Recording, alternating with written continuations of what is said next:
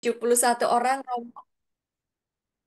Sebagian juga mungkin masih mengikuti ibadat lamentasi di gereja masing-masing. Romo, kami siap mendengarkan pengajaran terakhir pada sesi ini. Terima kasih, Romo. Silakan. Terima kasih. Selamat malam semua. Selamat malam juga, Romo. Ya, terima kasih. Ini sesi terakhir. Ya, betul Romo. Dari 3 sesi, kami juga berterima kasih karena Romo dari tengah kesibukan yang begitu padat sebagai kepala sekolah masih menyempatkan diri untuk hadir di tengah-tengah kami dalam ruang virtual ini untuk berbagi bagaimana caranya mencapai kebahagiaan itu dan apa saja tips-tipsnya. Malam ini kita akan bicara tentang ini ya Romo. Pengajaran yang terakhir adalah bagaimana sebentar ini tadi kita akan bicara bagaimana tips dan bagaimana berdoa. Sebentar Romo, saya kok jadi keliru dengan yang kemarin. Nah, berikan aku petunjuk dan cara mencapai kebahagiaan di dalam pergumulan kehidupan. Romo, silakan. Baik, terima kasih. Setiap orang punya pergumulan tersendiri. Setiap orang punya masalah tersendiri. Dan setiap orang memiliki cara untuk menyelesaikan persoalan itu. Hal yang paling penting, mungkin kita tidak bisa membantu dan menyelesaikan persoalan hidupnya dengan memberikan solusi. Tetapi mungkin hanya cukup mendengarkan keluhannya, mendengarkan ceritanya, berarti telah mengurangi penderitaannya. Seorang penulis mengatakan demikian, jika tanganmu tidak mampu untuk membuat dia bahagia, tidak mampu membuatnya mengurangi penderitaannya, pastikan mulutmu tidak memperparah hidupnya. Di sini kita bisa menemukan seringkali mulut kita lebih banyak menjatuhkan, sedangkan tangan kita selalu tertutup. Yang di sini dibutuhkan bahwa tangan kita terbuka, karena bantuan sekecil apapun berguna bagi mereka yang membutuhkannya. Karena setiap orang memiliki masalah, setiap orang memiliki tantangan, dan setiap orang memiliki cara untuk keluar dari penderitaan itu. Apa yang kita butuhkan saat ini? Setiap hari kita berdoa demi sengsara Yesus yang pedih. Demi sengsara Yesus yang pedih. Demi sengsara Yesus yang pedih. Tunjukkanlah belas kasih-Mu kepada kami dan seluruh dunia. Artinya semua orang mengalami penderitaan itu. Semua orang berjuang membungkus penderitaannya dengan senyumannya. Semua orang berjuang untuk tetap tersenyum meskipun beban yang ia hadapi itu berat. Kenapa ia harus tersenyum? Karena tidak semua orang bisa membantunya. Seorang penulis lain menulis demikian. Pastikan bahwa dunia tidak boleh merampas senyummu. Dunia tidak boleh mengubah senyummu, tetapi senyummu harus mengubah dunia. Ketika kita mampu mengubah dunia, ketika kita tersenyum dengan banyak orang, sebenarnya kita telah mengurangi penderitaan hidup kita. Ketika kita belajar bahwa demi sengsara Yesus yang pedih, dan setiap orang juga mengalami kepedihan dalam hidup. Mungkin ada banyak orang yang meninggalkannya. Mungkin kepedihan itu adalah kesepian. Dia merasa memiliki segalanya. Tetapi saat ini dia merasa kesepian. Kenapa dia merasa kesepian? Karena ia tetap membiarkan dirinya untuk dikuasai oleh kesepian itu. Mungkin saat ini dia memiliki segalanya, tetapi dia tidak bisa menikmati apa yang dia ada atau apa yang dia miliki saat ini. Mungkin saat ini dia bisa membeli segalanya, tetapi dia tidak bisa menikmati segalanya. Situasi yang sama, bahwa jam yang harganya 100, bahkan 70 juta, 100 juta, dengan harga jam yang 10.000 tetap berputar atau menunjukkan jam yang sama. Sepeda yang harganya ratusan juta atau yang begitu mahal, dengan harga sepeda yang 100, 200.000, 500.000, tetap mengeluarkan keringat yang sama.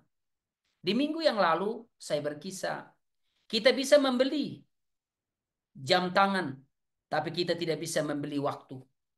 Kita bisa membeli tempat tidur yang mewah, tetapi kita tidak bisa membeli tidur yang nyenyak.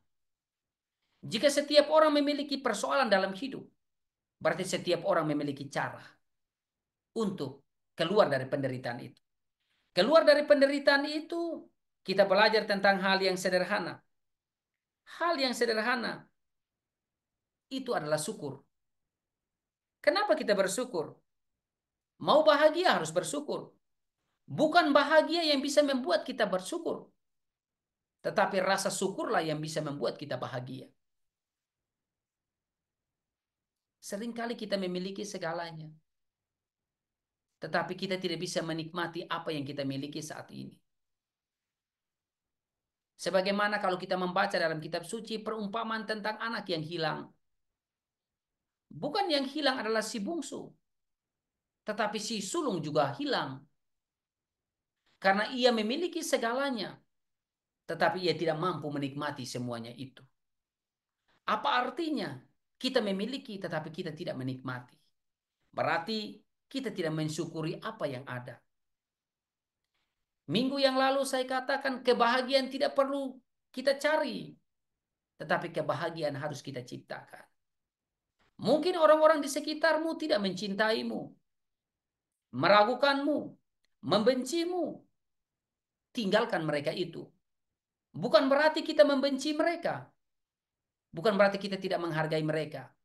Tetapi itu adalah cara untuk kita menghargai diri kita sendiri untuk menemukan kebahagiaan itu. Jika kita memiliki masalah, apapun masalahnya saat ini, Tuhan meminta kita untuk terus bersyukur. Syukur, syukur bahwa kita pernah mengalami masalah itu. Bersyukurlah bahwa kita pernah ditinggalkan. Di situ Tuhan mengajarkan kepada kita bahwa kita kuat.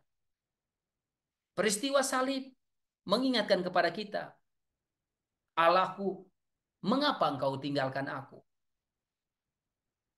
Yesus merasa Allah ditinggalkan, Allah meninggalkannya. Ketika kita merasakan bahwa kita ditinggalkan. Paulus pernah menulis demikian. Yesus sebagai anak Allah, lahir sebagai anak buangan, sehingga orang-orang yang merasa terbuang adalah anak Allah. Mungkin saat ini kita kesepian. Mungkin saat ini kita bisa mau apa yang kita butuhkan, tetapi tidak sempat. Bersyukurlah bahwa disitulah kita kuat. Di dalam kitab suci dibahasakan, bahkan Santo Paulus menulis, ada duri di dalam daging supaya membuat kita tidak sombong. Kesombongan membuat kita tidak bisa menghargai banyak orang. Semua orang memiliki ilmu, belajar, tetapi ketika dia mampu untuk rendah hati, dia mampu bersyukur, maka ia telah mampu mengolahnya itu. Kita mengolah hal yang sama saat ini. Mungkin dengan bersyukur semuanya akan selesai. Syukur atas apa yang dimiliki. Entah yang kita miliki saat ini adalah penderitaan. Syukurilah. Mungkin saat itu kita lebih banyak melihat ke bawah. Bahwa kita berasal dari tanah. Kembali pada tanah. Tanah juga mengingatkan kepada kita tentang kerendahan hati. Jika 2 minggu lalu saya berkisah tentang tanah, tetapi dari hasil tanah itulah ada buah-buahan segar, ada makanan yang melimpah. Tetapi kita jangan lupa untuk melihat ke atas, untuk selalu bersyukur. Seringkali kita tidak mensyukuri itu. Saat kita sakit, baru kita mau bersyukur. Bukankah di rumah sakit kita hanya mengimpikan satu kata sembuh, dan kita sembuh, atau bahkan kita sementara sakit, kita membangun satu komitmen, membuat satu komitmen bahwa saya tidak akan lagi buat ini setelah keluar dari rumah sakit. Kita mengharapkan sembuh.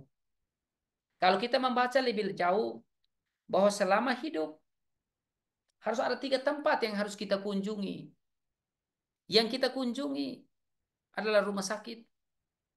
Di rumah sakit baru kita tahu, kita sadar bahwa kesehatan jauh lebih penting dari segalanya. Jika kita memiliki segalanya, tetapi apa artinya kita sakit, kita tidak sehat.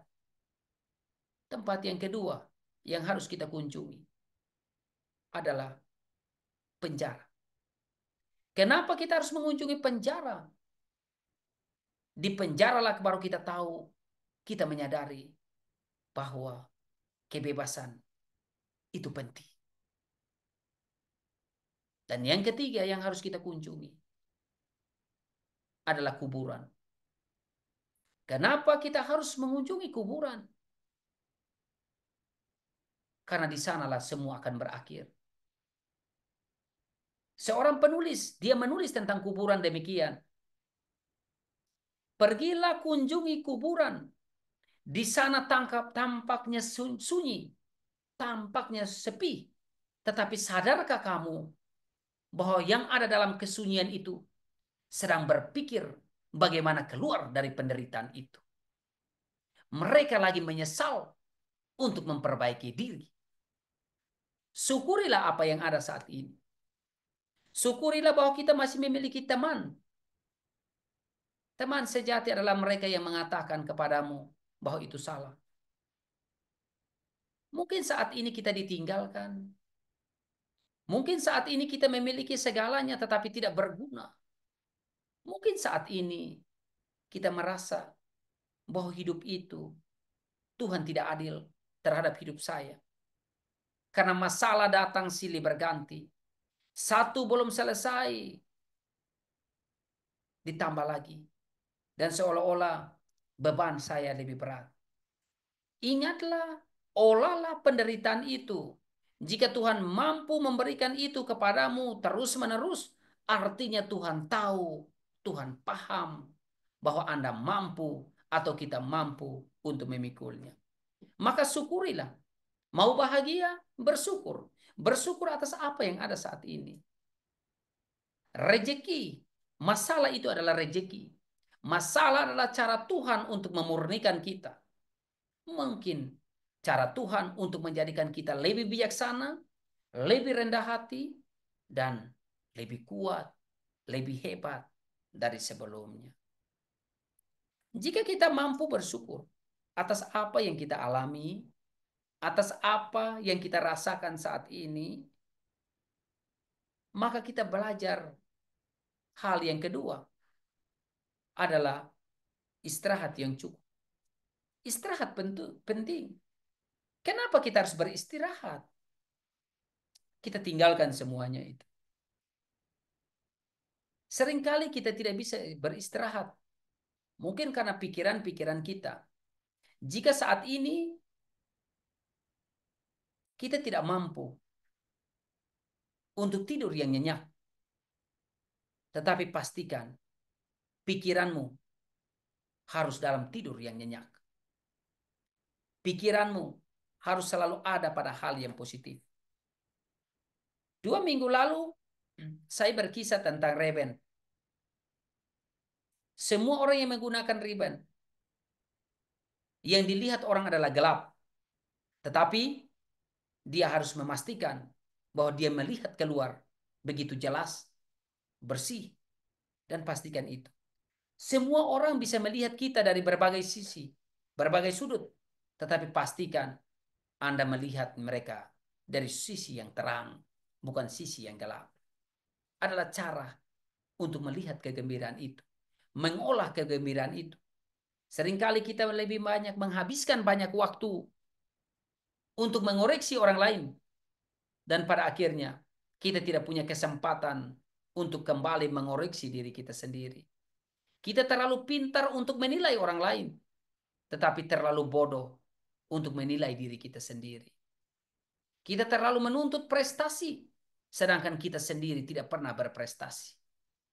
Kita terlalu menuntut yang berlebihan, tetapi kita sendiri belum pernah mengalami kelebihan atau kelimpahan itu.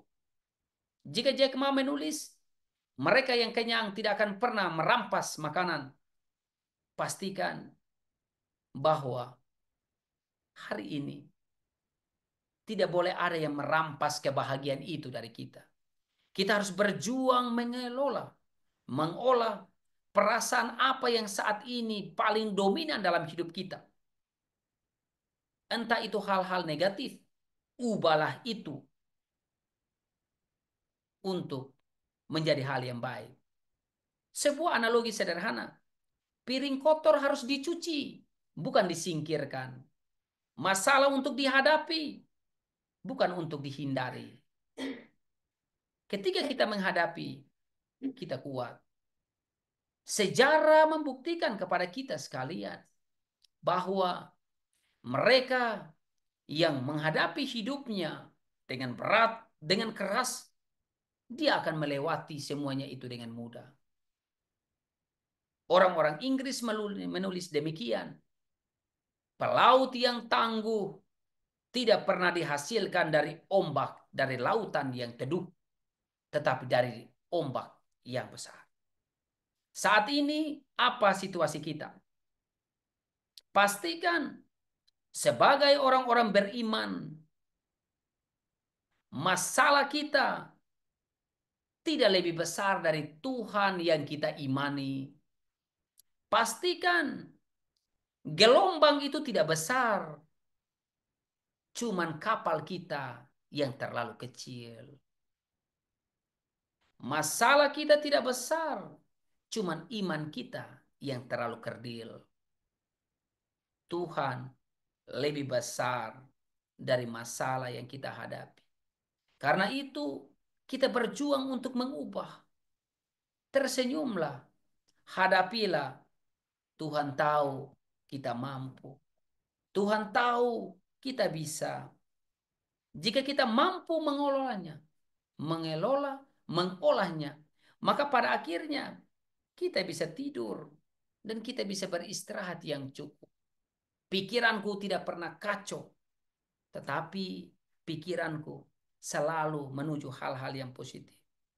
Jika kita mampu bersyukur, bersyukur bahwa masalah yang saya hadapi telah membuat saya kuat, telah mendewasakan saya, dan saya tidak akan terulang lagi jatuh pada hal yang sama, maka pada saat itulah ketika kita menerima tantangan itu sebagai sesuatu yang baru, kita mengubahnya secara baru, berarti disitulah Kristus hadir. Maka kita mampu untuk istirahat. Kita mampu untuk menikmati tidur. Jika kita mampu melewati dua hal itu,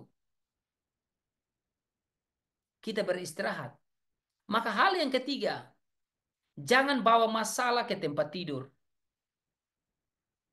Jika kita sudah tidur dengan tenang, beristirahat, jangan bawa masalah itu. Di tempat tidur, beristirahatlah. Beristirahat. Jangan bawa masalah. Berpikirlah untuk melewati hari itu. Dan hari itu telah memiliki caranya tersendiri. Telah mendewasakan kita saat itu. Saat ini, kini, dan di sini. Banyak orang membutuhkan kita. Banyak orang mengagumimu. Banyak orang mencintaimu. Karena itu, pastikan Anda tidak boleh membawa banyak hal menuju tempat tidurmu. Tuhan meminta kita juga untuk hal yang pertama. istimewa bahwa mengubah pikiran kita. Mindset harus dirubah dan overthinking. Terlalu over, terlalu percaya diri. Kalau Prabowo menulis hal yang sederhana, menyampaikan percaya diri itu penting, tapi sadar diri jauh lebih penting. Ketika kita sadar diri, semuanya akan baik-baik saja. Semuanya akan istimewa. Ketika kita sadar, kenapa saya harus alami demikian? Kenapa hidup saya seperti ini? Tidak perlu menyalahkan orang lain. Cukuplah diam dan menyalahkan diri sendiri. Atau masuk ke dalam diri kita sendiri. Disitulah kita akan menemukannya. Bahwa bukan orang lain, tetapi saya sendirilah yang menyebabkan itu. Mindset harus dirubah. Tidak perlu menjadikan orang lain masalah.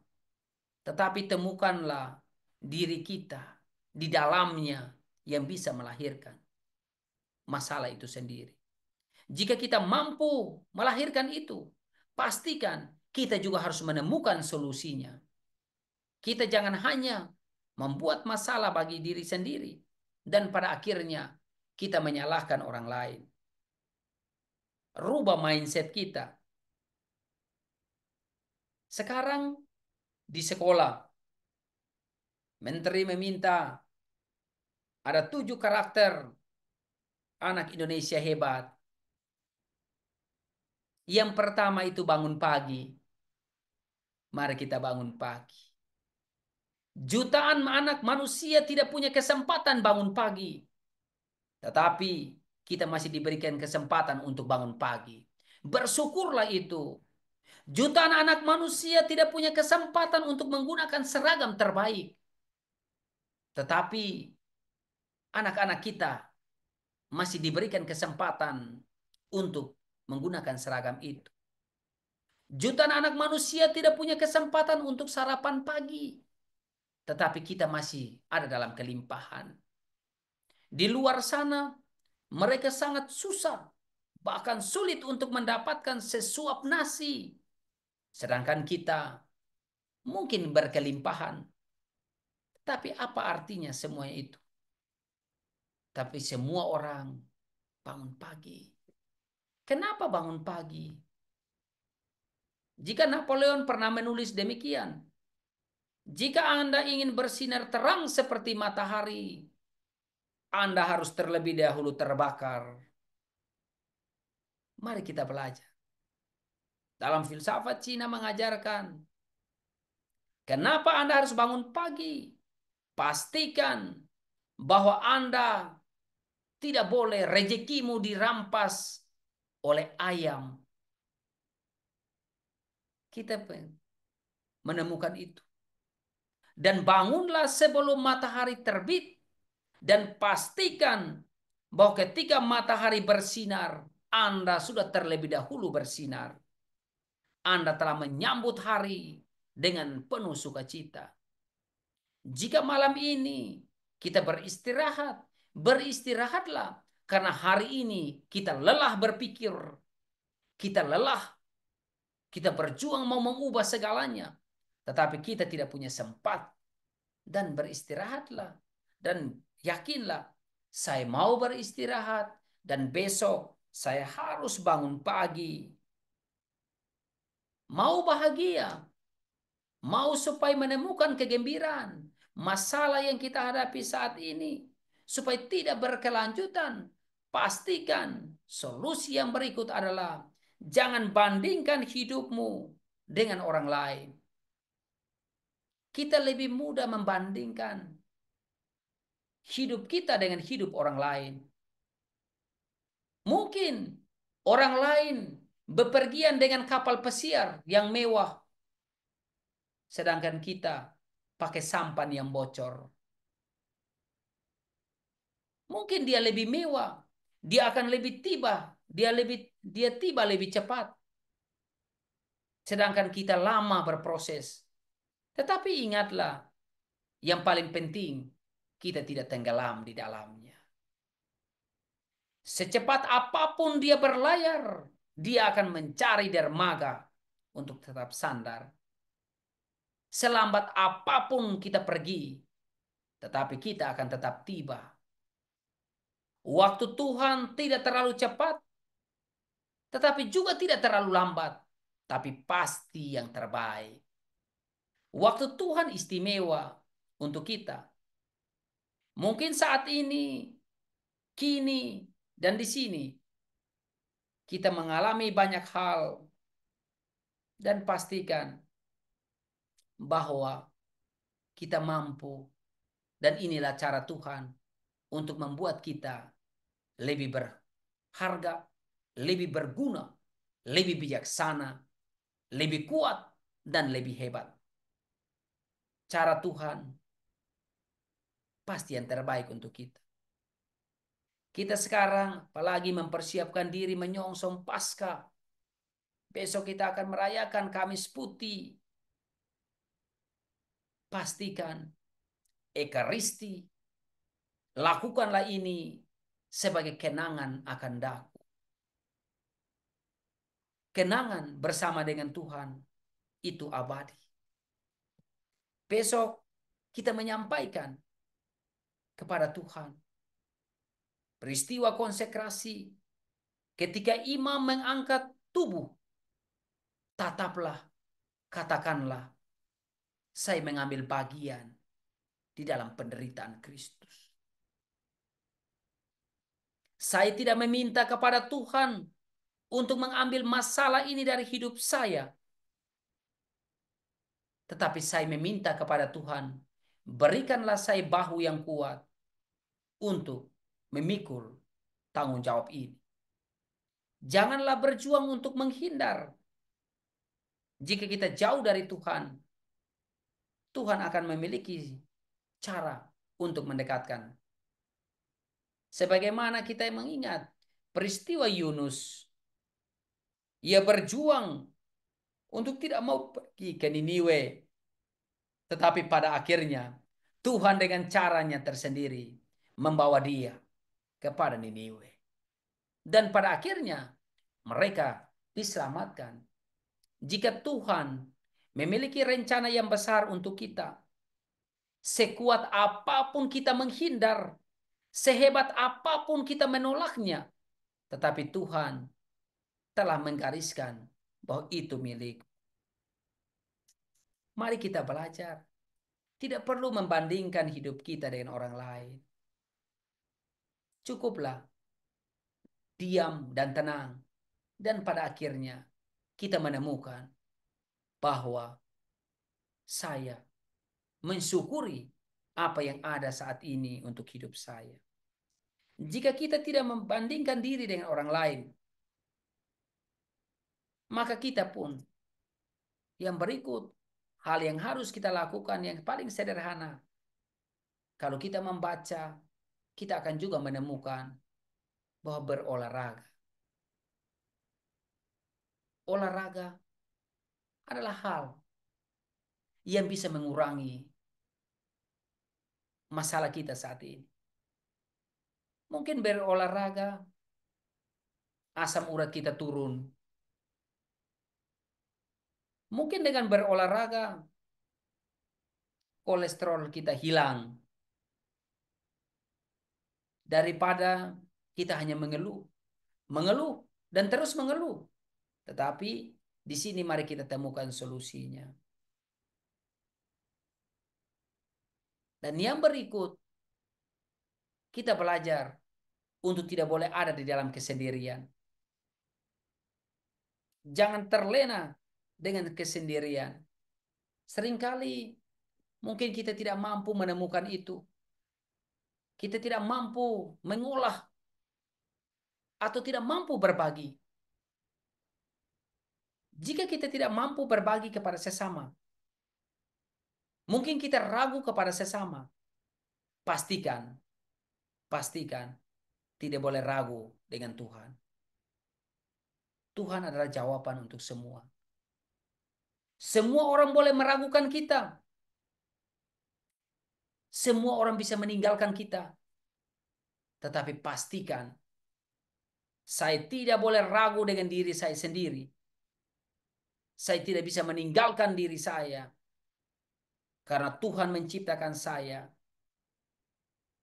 dan meletakkan dan menginginkan hal yang istimewa, meletakkan hal yang istimewa dalam diri saya, dan itu harus saya hidup, harus saya jalani, harus saya syukuri, dan pada akhirnya kita menemukan kegembiraan itu.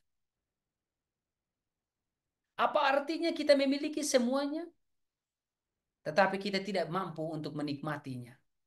Kita memiliki, tetapi kita tidak bisa menikmati. Kita memiliki, tetapi kita tidak bisa merasakan. Mari kita belajar bahwa dengan bersyukur dan dengan melakukan hal-hal semuanya itu, maka kita akan menemukan itu. Kurang lebih ada beberapa hal yang saya sampaikan ini. Hanya ada satu kata, syukur. Kenapa kita syukur? Karena semuanya akan menjawab apa yang kita butuhkan saat ini. Bersyukur bahwa saat ini kita seperti ini. Bersyukurlah bahwa kita berbuat baik. Meskipun tidak ada yang melihat. Tetapi Tuhan selalu melihatnya.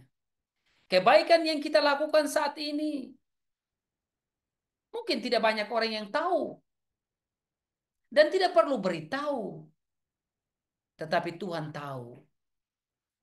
Belajarlah dari jam dinding, dia terus berputar tanpa orang melihatnya. Ia terus bekerja. Teruslah berbuat baik. Mungkin orang lain tidak melihatnya, tetapi Tuhan tetap mencatatnya dan tidak pernah luput dari pandangannya. Kenapa kita mau bersyukur di tengah masalah yang kita hadapi saat ini? Karena bersyukur adalah kunci dari kebahagiaan sejati. Bersyukur, kunci dari kebahagiaan itu. Tetaplah tersenyum. Berjalanlah. Mungkin di rumah kita hanya melihat tembok rumah kita. Semegah apapun, sehebat apapun. Tetapi ketika kita memutuskan untuk keluar, kita melihat dunia baru. Mungkin juga kita bisa melihat ada orang yang lebih menderita dari kita, lebih susah dari kita, tetapi mereka mampu keluar dari penderitaan itu. Dan kenapa kita harus bersyukur? Bersyukur tentang masalah yang kita hadapi saat ini memaksa kita dan teristimewa. Kita bersyukur bahwa banyak orang yang membenci kita dan kita sudah berjuang berulang kali, berkali-kali meminta maaf kepadanya. Tetapi ia sendiri tidak mau memaafkan kita. Kita telah berjuang untuk yang terbaik. Kita tidak perlu meyakinkannya. Tetapi kita perlu meyakinkan diri kita sendiri. Bahwa saya mengampuni dia. Saya memaafkan dia dengan tulus. Jangan berjuang dan mengorbankan dirimu hanya untuk meyakinkan orang lain. Dalam sebuah mitologi, sebuah cerita Yunani kuno, dia menceritakan ada kerbau, dua ekor kerbau yang pergi berjuang untuk meminum air di tepi telaga, di tepi sungai. Di sana ada seekor buaya. Kerbau yang satu katakan bahwa itu buaya. Sedangkan yang satu katakan tidak, itu buaya. Ya, itu tidak. Itu kayu kering. Itu buaya. Itu kayu kering.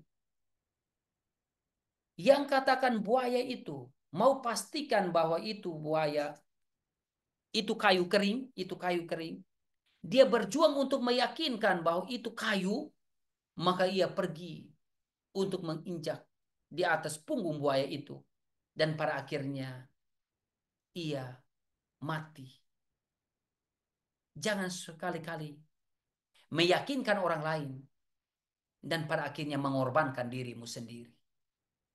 Berjuanglah saat ini. Pastikan bahwa penderitaan saya berjuang untuk keluar.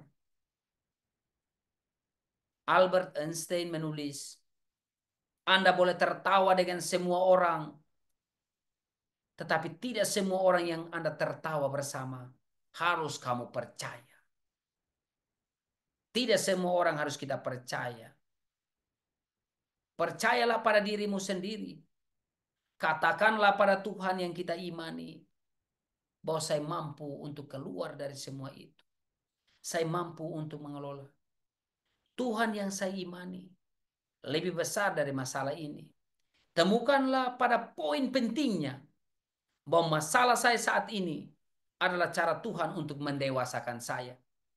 Cara Tuhan untuk membuat saya jauh lebih kuat, lebih hebat, dan lebih bijaksana.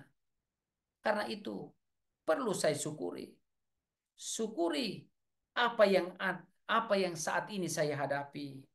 Tetap bersyukur walau dalam keadaan sulit sekalipun. Dan lihatlah betapa kuatnya dirimu. Situasi seperti apapun, tetaplah bersyukur dan lihatlah betapa kuatnya dirimu. Setiap orang hebat, setiap orang memiliki kekuatan, dan jangan lupa untuk selalu mengucapkan terima kasih. Biarkan energi positif mengalir dalam hidupmu. Berterima kasih. Berterima kasih atas perjumpaan hari ini, cerita malam ini, dan kita sekalian berjumpa. Bersyukurlah, berterima kasih karena energi positif telah hadir dan mengalir dalam hidup kita. Bukankah rasa syukur adalah obat terbaik untuk hati yang resah? Mungkin kita resah. Lagu ada lagu yang resah dan gelisah menunggu di sini. Apa yang kita tunggu?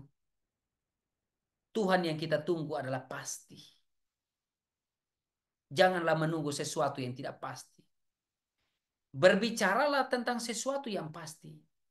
Bukan sesuatu yang kita sendiri masih meragukannya.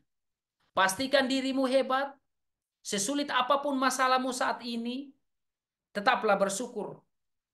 Dan lihatlah bahwa Anda begitu kuat untuk menghadapinya. Jangan pernah berdoa meminta kepada Tuhan, masalahku terlalu besar, masalahku terlalu berat, beban hidupku terlalu berat. Tuhan, tolong singkirkan semuanya itu daripadaku.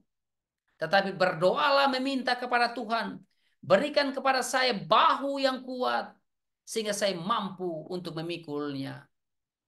Ketika saya mampu untuk melewatinya, saya akan menemukan kegembiraan itu di sana. Belajarlah malam ini, di sesi terakhir ini, ketika kita menghadapi masalah, sesulit apapun, jangan sekali-kali mengeluh. Masalah yang kita hadapi, entah itu jabatan kita, entah itu harta kita, entah itu semua yang kita miliki, atau bahkan semua yang kita hadapi sulit. Pastikan saya bersyukur dan saya meminta kepada Tuhan semoga memberikan saya bahu yang kuat untuk saya mampu melewatinya. Bukankah air hujan yang begitu jernih selalu berasal dari awan yang paling gelap? Kita merenungkan itu. Alam mengajarkan kepada kita untuk selalu bersyukur. Masalah menjadikan kita kuat. Jika kita kehilangan segalanya, boleh. Tetapi pastikan tidak boleh kehilangan Tuhan. Jika kita kehilangan Tuhan, meskipun kita memiliki segalanya, kita tidak akan pernah menemukan kebahagiaan itu. Tetapi jika kita memiliki Tuhan, kita mau mengampuni, kita mau mengikhlaskan, dan kita mau bersyukur, Tuhan akan melipat gandakan itu. Terima kasih. Tuhan memberkati. Amin. Terima kasih Romo Janu, sebagai pamungkas dari 3 seri webinar ini, Romo memberikan satu kata kunci yang bisa membuat kita bahagia, bersyukur. Romo, eh, kami para devosan Kerahiman Ilahi ini kerap kali membaca buku Seharian Santa Faustina yang sangat tebal. Dan di dalam buku Santa Faustina itu memang juga ada disebutkan tentang tentang bersyukur, Romo. Eh, Tuhan sebenarnya sedih kalau kita umatnya ini, manusia-manusia yang tidak, yang dicintainya ini tidak membalas kasih yang telah diberikan Tuhan. Itu bisa dibaca pada buku harian Santa Faustina nomor 1537. Mohon izin membacakannya, Romo. Boleh? Buku harian Santa Faustina 1537. 27 Januari 1938. Hari ini, dalam ibadat jam kudus, Yesus mengeluh kepadaku mengenai sikap tidak tahu terima kasih dari jiwa-jiwa. Sebagai balasan atas berkat-berkatku, aku menerima sikap tidak tahu terima kasih. Sebagai balasan atas kasihku, aku dilupakan dan tidak diacuhkan. Hatiku tidak tahan menanggung perlakuan seperti ini. Ya, Romo, jadi Yesus sendiri sebenarnya sedih ya, Romo, kalau kita semua tidak berterima kasih atas segala yang diberikannya kepada kepada kita. Tadi Romo mengatakan bahwa bahkan sebuah eh, masalah, sebuah persoalan itu juga sebenarnya berkat tersembunyi dari Tuhan karena itu menjadikan kita semakin kuat, gitu ya, Romo. Iya. Romo sudah ada pertanyaan dari em, Oma Frida, saya bacakan Romo. Oke. Begitu mudah untuk ucapkan syukur lewat mulut walaupun hati masih kelabu. Bagaimana cara bersyukur dalam keadaan sadar dengan hati yang jujur dan tulus, Romo? Terima kasih untuk bersyukur dengan tulus. Hal yang paling sederhana, jika kita menyeduh kopi, memutar, mau menemukan manisnya, perlu diputar, diaduk. Kita perlu mengaduk. Berarti jika hidup kita saat ini, masalah yang kita hadapi saat ini, mungkin sementara diputar untuk menemukan manisnya yang terbaik. Dan setelah diaduk, perlu yang kita namakan, didiamkan. Sehingga pada akhirnya semua ampasnya bisa kembali berada pada posisinya. Sehingga kita bisa menemukan itu. Menemukan yang terbaik tanpa ampas di dalamnya. Berarti ada hal yang paling sederhana. Kita kembali diam. Di dalam diam itu, seperti kopi didiamkan. Dan pada akhirnya dia akan meresap semuanya. Mungkin dan hidup kita untuk menemukan itu. Masalah-masalah itu kita kembali menemukan atau masuk ke dalam diri kita sendiri. Menemukannya itu di dalam diam. Tidak perlu berbagi jika itu mau memperparah. Karena tidak semua yang kita lihat itu harus kita katakan. Dan tidak semua yang kita dengar atau tidak semua pertanyaan itu harus kita jawab. Tetapi kita masuk ke dalam hati kita. Tuhan meminta, kenapa harus ada porta santa di setiap keuskupan? Ya. Kata Yesus kepada Santa Faustina, jika kamu tidak mau mengikuti pintu kerahimanku, maka kamu harus mengikuti pintu keadilanku. Maka kerahiman Tuhan perlu untuk kita terima. Jika Tuhan mau bertindak adil untuk kita tanpa kerahiman Tuhan, selesai semua itu. Jika Tuhan tidak pernah membuka pintu kerahiman itu, dan kita semua mengikuti pintu keadilannya Tuhan, maka tidak ada satu yang lolos. Tetapi Allah yang begitu luar biasa. Maka pada akhirnya, mari kita mengikuti pintu kerahiman Tuhan. Tuhan mengampuni kita. Tuhan tahu. Tidak semua orang bisa menuju ke Roma untuk memasuki pintu suci itu. Porta Santa. Karena itu Sri Paus meminta Porta Santa ada di setiap keuskupan. Dan kita juga memiliki kesempatan untuk melewati itu. Sehingga pada akhirnya kita pun mampu untuk menemukan kegembiraan itu. Belajarlah dengan hal yang paling sederhana, Ibu. Kebaikan yang kita lakukan saat ini akan kembali kita menerimanya di kemudian hari. Jika kita melakukan hal yang tulus, melakukan sesuatu dengan tulus, maka ketulusan itu akan kembali lagi kepada kita. Terima kasih. Baik Romo, belum ada pertanyaan lagi kepada Oma Opa, Ibu Bapak atau rekan-rekan yang hendak bertanya langsung. Saya persilahkan membuka mic dan bertanya langsung pada Romo Janu. Adakah? Mohon raise hand ya supaya bisa dibukakan mic-nya. Sambil menunggu mereka yang akan resen untuk bertanya langsung, Romo menyebutkan hal sederhana, bukan hal sederhana, tapi mengingatkan bahwa misalnya jam yang harganya 100 juta dibandingkan jam yang harganya 10.000, tetap menunjukkan waktu yang sama.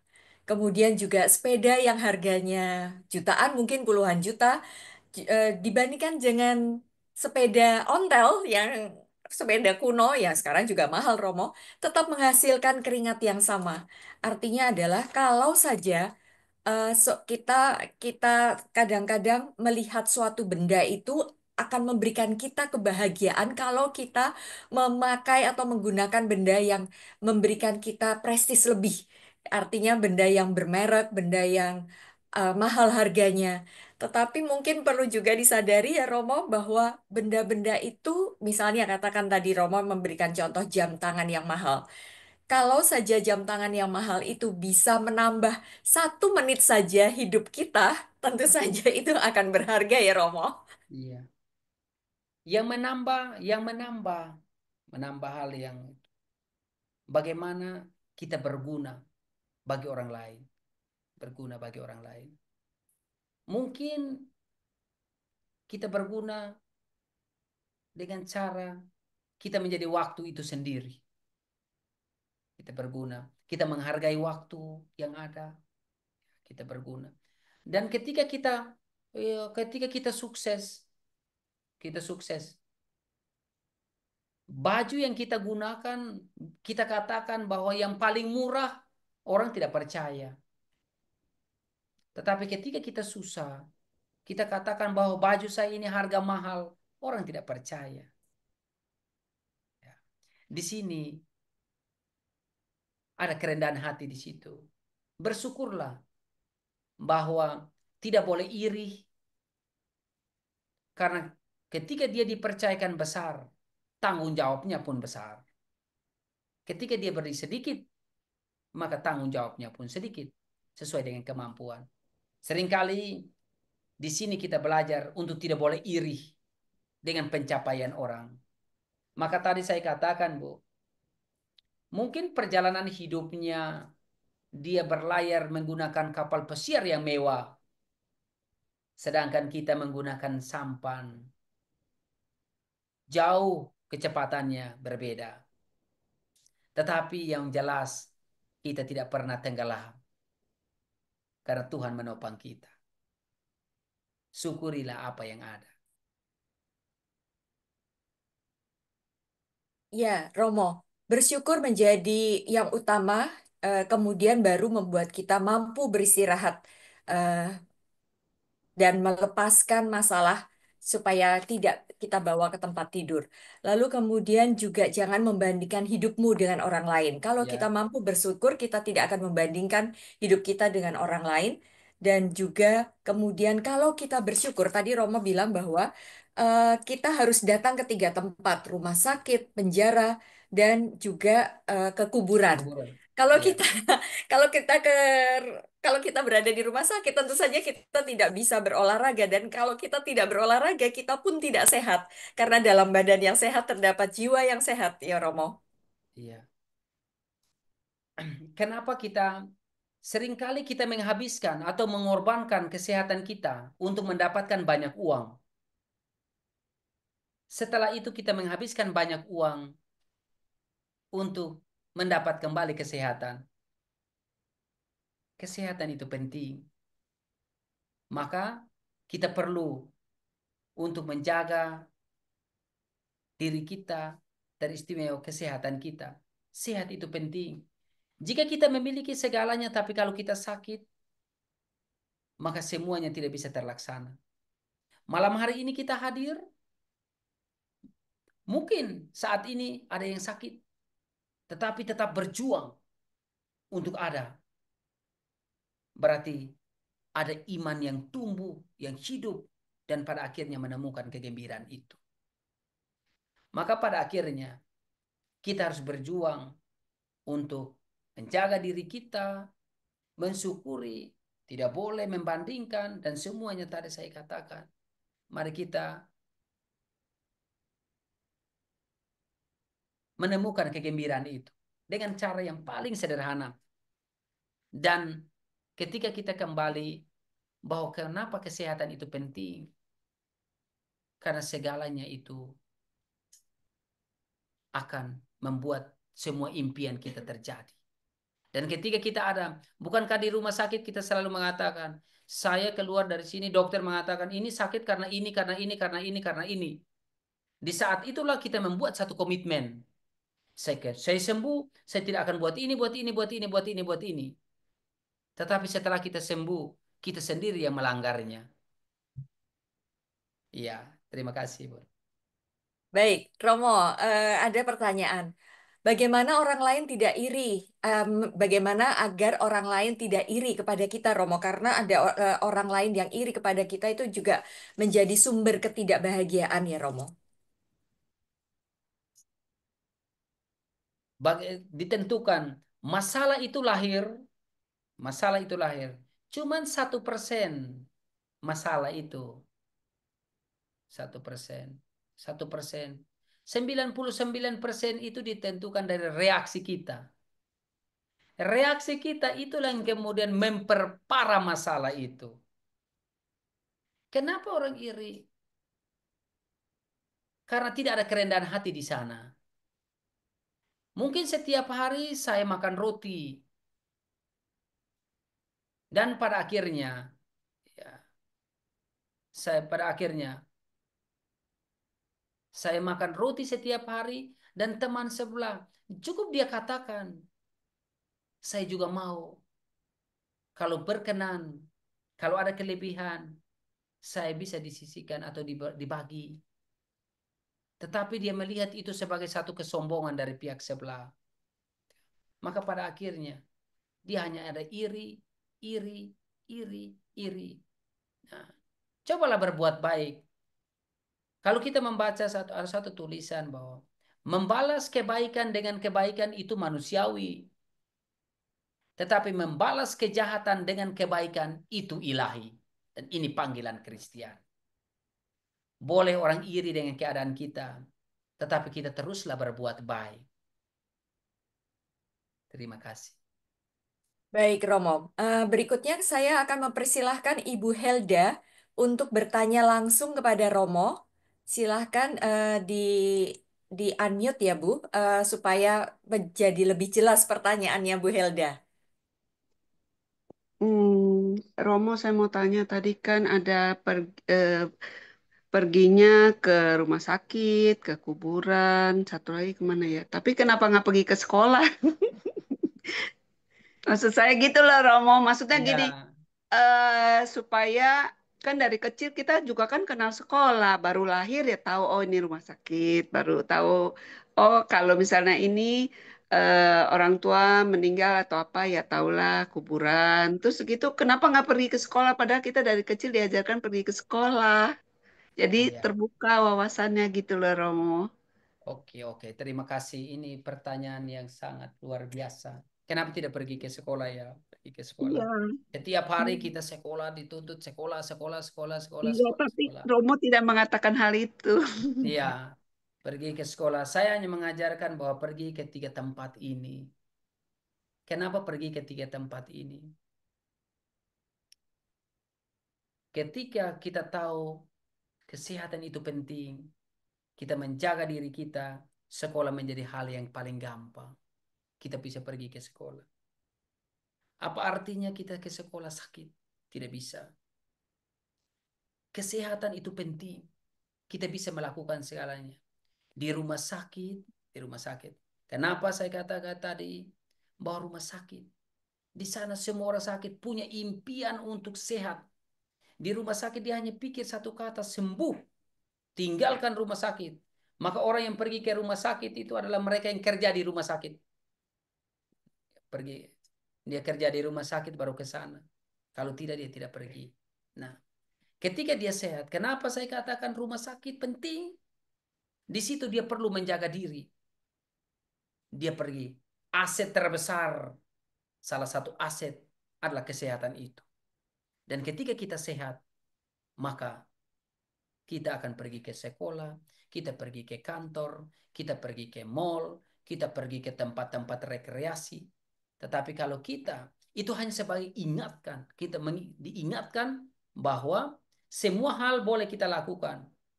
Semua hal sama seperti semua yang ada di dalam taman ini adalah milik kamu. Kecuali buah yang terlarang ini. Pohon ini sekali-kali tidak boleh yang ini. Jadi semua telah dipercayakan kepada Tuhan, asalkan kita sehat untuk mampu mengelolanya. Dan kita di situ kita tahu bahwa kita sehat, kita ke sekolah, kita sehat, kita ke pantai, kita sehat, kita pergi liburan, kita pergi jalan-jalan, semua ya kita ini. Kalau kita saat saat sakit, makanan semua tidak enak. Kita bisa bayangkan saat sakit, semua makanan dibawa ke rumah sakit. Yang enak-enak lagi. Padahal kesukaan kita. Saat kita sehat, tidak dikasih barang-barang yang enak itu. Dan yang ke sana dibawa makanan-makanan yang enak, yang sedap, yang kita sendiri tidak makan, yang jaga kita yang makan, yang jeguk, yang menemani kita, dia menghabiskan semuanya. Sedangkan kita tidak menikmati. Saat kita keluar, makanan itu tidak ada lagi. Kita menikmati apa adanya. Karena itu, mari kita belajar hal yang paling sederhana. Bukan berarti sekolah tidak penting, tetapi dengan sehat kita pasti pergi ke sekolah. Kita belajar banyak hal bahwa kita tidak mudah jatuh. Kita mau menjaga diri kita supaya dengan bangun tidur bersyukur apa yang ada, syukuri apa yang ada, kita bisa beristirahat, rubah mindset kita dan semua yang saya katakan, maka itu kita bisa menemukan semuanya ada di sana. Ini yang bisa saya sampaikan, Ibu. Baik, terima kasih Romo. Apakah ada ibu lain, ibu bapak lain yang hendak bertanya langsung pada Romo? Masih ada kesempatan ya. Kita masih punya beberapa menit lagi. Nah, Romo bicara tentang kesehatan dan Romo tadi juga mengingatkan kami bahwa besok sudah hari Kamis Putih. Tanpa kesehatan kita juga tidak bisa mengikuti Trihari Suci ya Romo. Dan itu Iya, sungguh sebenarnya suatu anugerah bagi kita untuk bisa hadir dan mengikuti semua perayaan dan ibadat Jumat Agung. Romo, saya tadi jadi teringat kepada kembali lagi ke buku Santa Faustina. Ketika di halaman 945 di nomor 1658. Ketika itu Santa Faustina sakit, Romo. Lalu dia tidak bisa menerima komuni ke kapel, turun ke kapel hanya berdiam di kamarnya. Lalu ada seorang imam yang memimpin misa pada hari itu mengantarkan Hosti ke kamarnya Santa Faustina. Nah, di kamar itu juga terbaring seorang novisiat. Novis lain, suster lain, karena ada 3 orang di sana yang juga sedang sakit. Dan karena si Romo Yesuit ini mengira, namanya Romo Andrei Sukowicz, mengira bahwa eh, menerimakan Yesus kepada 3 orang lain, suster lain, dan kemudian hanya kepada Suster Faustina itu yang terakhir. Suster Faustina mendapat 2 hosti. Ya, dia Ya. Suster Faustina mendapat 2 hosti, dan ketika itu baru Romonya tahu bahwa ada seorang novis yang sedang terbaring sakit, sehingga Romonya kembali untuk ke kapel mengambil hosti. Tetapi ketika imam itu sedang kembali mengambil hosti, Tuhan berkata kepada Faustina, "Aku enggan masuk ke dalam hati itu. Engkau menerima 2 hosti karena aku sengaja menangguhkan kedatanganku ke dalam jiwa yang menolak rahmatku itu. Kunjungan kepada jiwa seperti itu tidak menyenangkan hatiku." Artinya apa, Romo? Artinya memang jiwa kita harus juga sehat ya, Romo, untuk menerima kedatangan Tuhan. Dan kesehatan jiwa kita ini juga mungkin bisa disamakan dengan, atau mungkin juga bisa dimurnikan atau dibersihkan dengan kita mampu bersyukur ya, Romo. Bunda, Tuhan tahu kedalaman hati kita. Tuhan tahu kebeningan jiwa kita. Jarvis pernah menulis ini. Jauh lebih sulit membuat orang sehat. Jauh lebih sulit membuat orang sehat daripada membuat mereka sakit. Jauh lebih sulit buat orang sehat daripada membuat mereka sakit. Sulit menyembuhkan, sulit. Sulit membuat orang sehat. Sehat.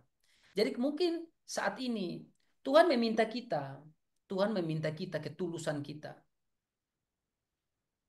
Tuhan tidak mengabulkan doa kita, bukan berarti Tuhan tidak adil, Tuhan tidak baik. Tetapi kita belum sungguh-sungguh berdoa.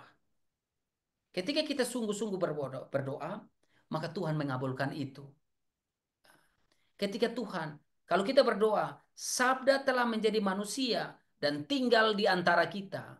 Sabda telah menjadi manusia, tinggal. Tuhan tinggal bersama kita, kegembiraan itu ada. Sukacita itu ada, damai itu ada. Cukuplah Tuhan yang tinggal di hati kita. Tuhan akan mengisi semuanya itu. Tuhan akan menyempurnakannya. Nah, maka Tuhan mau supaya dia bertakhta, bertakhta di hati kita yang tulus. Maka setiap kita setiap kita mengetahui apa situasi saya saat ini. Katakanlah itu pada Tuhan. Maka sebagaimana kalau kita berdoa, dalam doa, Tuhan, saya tidak layak, saya tidak layak, saya tidak layak. Maka disitulah Tuhan akan membenarkan kita, melayakkan kita. Karena kita ada dalam kesadaran.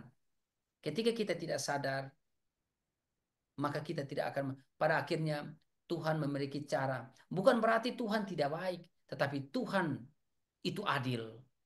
Tuhan itu maha tahu, Tuhan mampu melihat itu. Tuhan mampu menyelami kedalaman hati kita. Asalkan kita mau kembali kepadanya. Dalam cerita tentang perumpamaan anak yang hilang, ketika dia memutuskan untuk kembali, dari jauh ayahnya telah melihatnya, berlari dan mendapatkannya, merangkulnya, memeluknya, mengambilkan jubah terbaik, cincin pada jarinya, dan sepatu pada kakinya. Di luar dugaannya, padahal dia pergi mau menjadi pembantu seorang upahan dari ayahnya. Tetapi di luar dugaan itu. Berarti di sini Tuhan mau kerendahan hati kita. Kita perlu membersihkan diri kita. Sehingga pada akhirnya kita menemukan kegembiraan itu. Bukan berarti kita mau melihat atau membersihkan hati orang. Sedangkan kita mengabaikan diri kita sendiri. Terima kasih. Baik, Romo, masih ada satu pertanyaan dari eh, maka Pak Yohanes Masake, bagaimana kita menyikapi rasa syukur kita pada saat kita berkekurangan? Pertanyaan terakhir ya Romo. Iya, belajar terima kekurangan kekurangan diri orang lain sebenarnya itu mau menyadarkan kepada kita bahwa kita juga punya banyak kekurangan. Seringkali kita tidak menerima kekurangan orang lain dan kita berarti kita tidak menyadari kekurangan kita. Nah, sekarang kita kembali pada kekurangan itu ada dalam kekurangan materi. Bagaimana kita kekurangan materi dan kita harus bersyukur. Di sini kita perlu. Kenapa kekurangan materi? Dan yang di sebelah itu kelimpahan materi. Sedangkan kita memiliki jari yang sama, kepala yang sama, mata dan semua lengkap. Kenapa kita kekurangan materi? Kita harus bersyukur.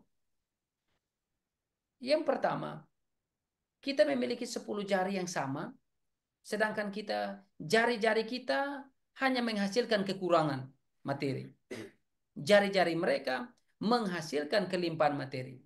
Berarti cara kerja kita yang harus diubah. Mungkin di sebelah itu ada kerja keras. Kerja keras. Kerja keras tidak cukup. Harus kerja cerdas. Cerdas saja tidak cukup. Harus kerja ikhlas. Dan ikhlas saja tidak cukup.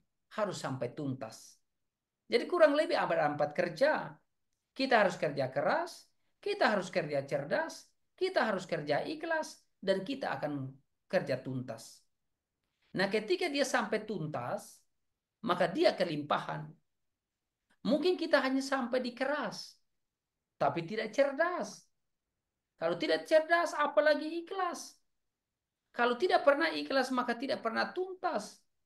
Maka dia akan selalu berkekurangan. Ketika disitulah kita perlu kembali. Tadi saya kata, kembalilah dan temukan kekurangan pada diri kita, bukan kekurangan pada orang lain. Ketika kita mampu melihat kekurangan pada orang lain, ingatlah bahwa kita juga memiliki banyak kekurangan yang harus kita selesaikan. Terima kasih. Baik, terima kasih Romo Janu. Kalau kepada Faustina, Yesus menyatakan keluh kesah hatinya, kekecewaannya terhadap begitu banyak jiwa yang tidak tahu bersyukur dan berterima kasih. Malam ini dari Romo Janu kami diingatkan agar bersyukur. Karena bersyukur menjadi salah satu cara untuk kita menciptakan kebahagiaan diri kita. Romo tadi mengingatkan bahwa eh, bersyukur dengan mengucapkan terima kasih dan bersyukur kepada Tuhan yang dapat kita nyatakan secara pribadi itu juga merupakan mampu membantu kita untuk senantiasa bertumbuh dalam cinta dan mengalami sukacita. Ya Romo, terima kasih untuk pengajaran malam hari ini. Dan Terima Ibu kasih. Bapak yang terkasih, eh, kini kita akan mendengarkan Pak Gunawan yang akan menyampaikan sepatah dua patah kata, tetapi sebelumnya perlu saya sampaikan bahwa kita sudah begitu banyak menerima berkat dari Allah dan malam ini Tuhan mengetuk hati kita juga untuk berbagi kasih. Tanda kasih itu bisa diberikan atau dikirimkan melalui BCA dengan nomor 504 028 5956 atas nama Regina Yoselin Lim.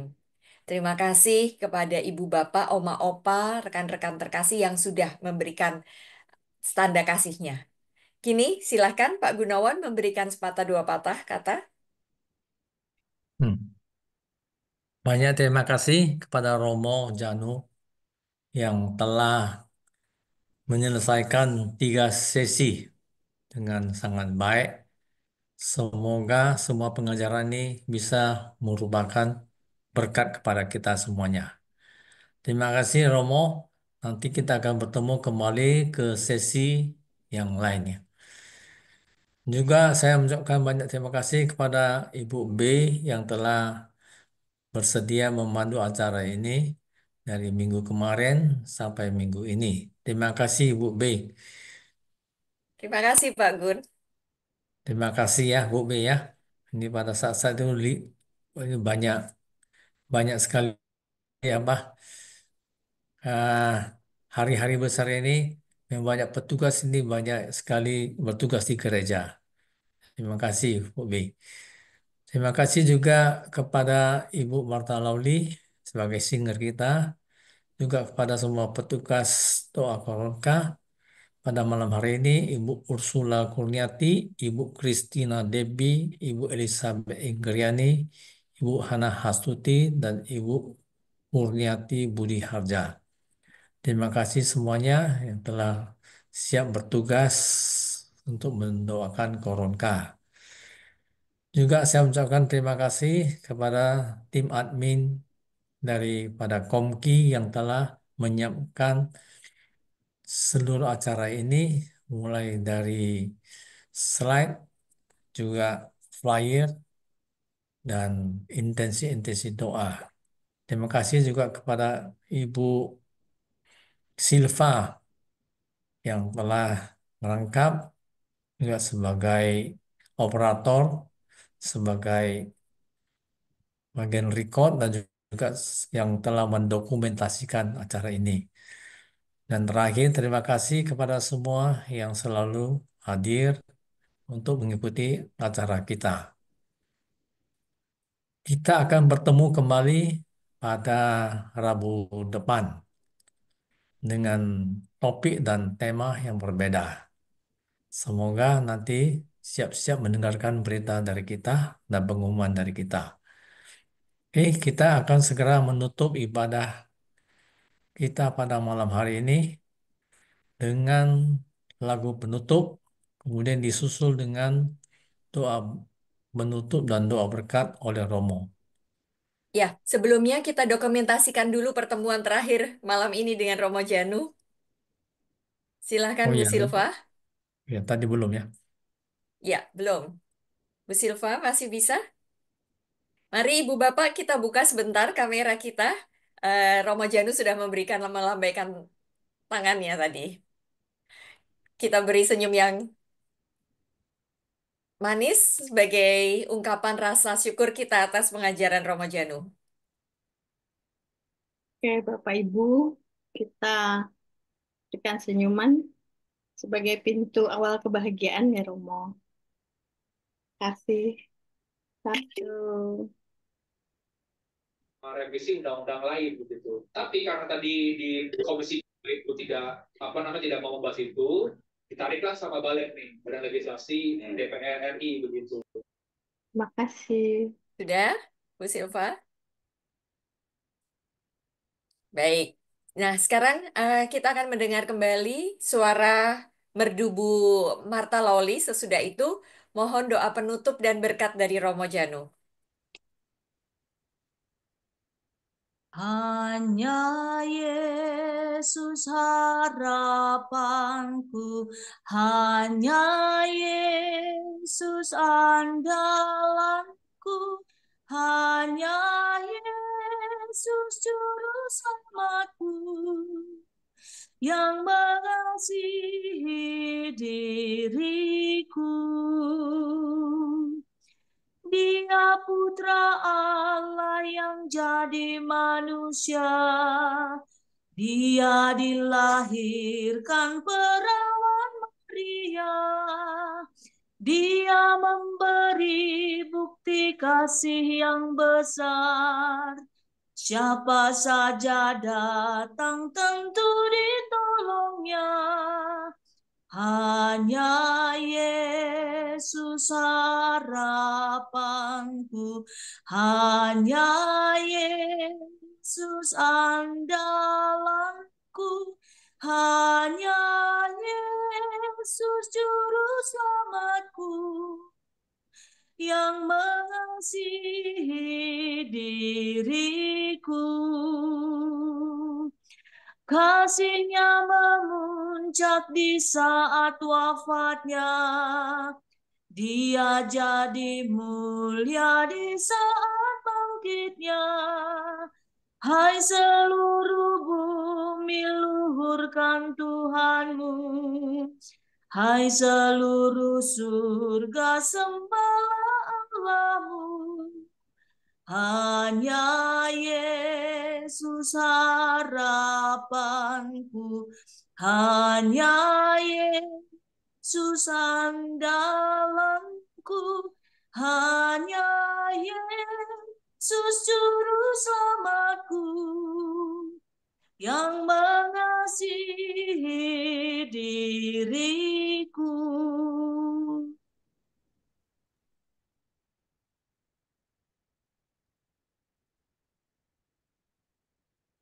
Kita berdoa dalam nama Bapa dan Putra dan Roh Kudus. Amin. Amin.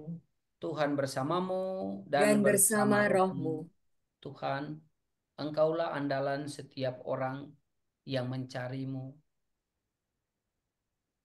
Engkau tahu bahwa kami selalu dan senantiasa dari hari ke hari berjuang untuk menemukan Engkau dengan cara kami. Sempurnakanlah dan mampukanlah kami untuk menemukan jalan itu. Tuhan, Engkau adalah jawaban untuk semua masalah hidup kami. Berkatilah kami.